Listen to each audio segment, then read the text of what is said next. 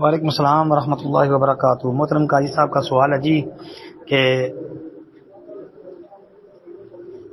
جماعت کھڑی ہے، پہلی صف مکمل ہو چکی ہے، اب مزید کسی کے کھڑے ہونے کی گنجائش نہیں ہے، پیچھے سے ایک آدمی آیا ہے تو وہ تنہا کھڑا ہوگا، آگے سے بندہ کھینچے گا، کیا کرے گا؟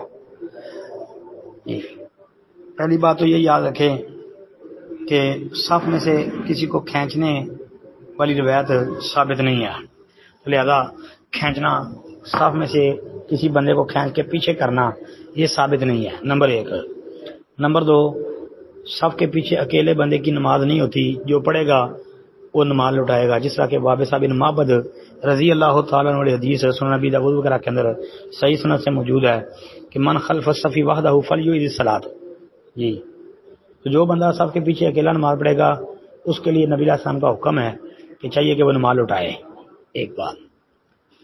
پھر اس کے علاوہ کہ اب وہ مزید کسی بندے کے آنے کا انتظار کرے گا یا صف میں کھڑا ہو جائے گا، اور جو علماء کہتے ہیں کہ وہ کھڑا رہے اور آدمی کے انتظار کرتا رہے کسی کے آنے کا، اور ان کا یہ موقف بے بنیاد ہے۔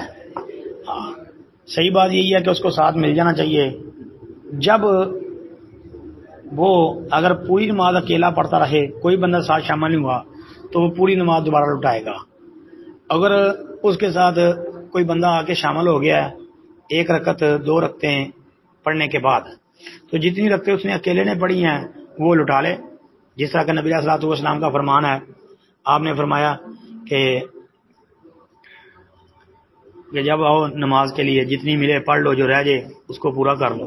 تو اب جو اس نے اکیلی پڑھی ہیں وہ تو اس کی ہوئی نہیں، تو جو اس کی وہ رکھتے ہیں وہ سلام نہ پھیرے، وہ ساتھ کھڑا ہو کے اپنی وہ رکعتیں پوری کر لے، اور جتنی اس نے اکیلے نے پڑھی ہوں وہ اپنی رکعتیں لٹا لے، اور اگر مکمل نماز ہی اکیلے نے پڑھی ہے پھر مکمل لٹانی پڑے گی۔ السلام علیکم ورحمۃ اللہ۔